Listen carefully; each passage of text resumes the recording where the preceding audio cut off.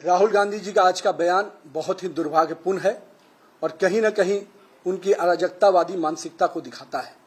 मैं मानता हूं कि भारतीय राजनीति में जहां सूचिता, सामाजिकता और कहीं न कहीं एक दूसरे को सम्मान देने की प्रक्रिया है, उसमें उनका यह बयान बहुत ही दुर्भाग्यपूर्ण है।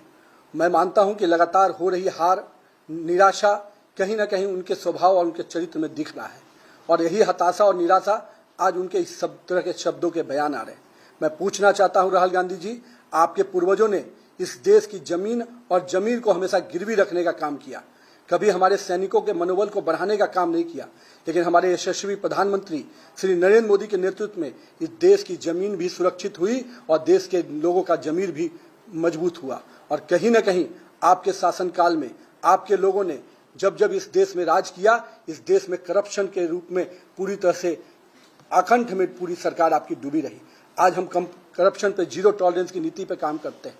आज हमारे देश के यशस्वी प्रधानमंत्री के नेतृत्व में आतंकवाद जैसे चीजों पर पूर्ण रूपेण लगाम लगाने का काम किया और हमारे पड़ोसी भी आज हमको कहीं न कहीं हमारी इस नीति से नतमस्तक नजर आते हैं।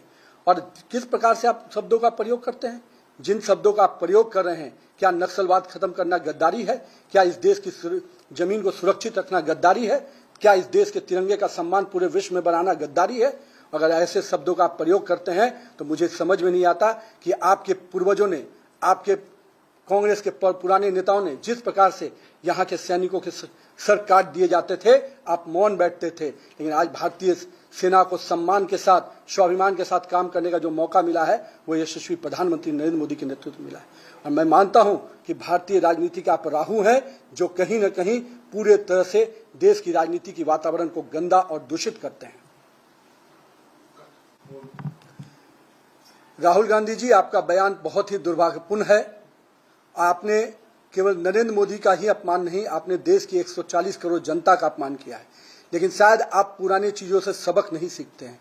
देश की जनता ने जब जब आपने आदरणीय नरेंद्र मोदी जी का अपमान किया है, तब तब इस देश की जनता ने नरेंद्र मोदी को जीत दिया है। देश की जनता ने जीत का माला नरेंद्र मोदी को पहनाने का काम किया है।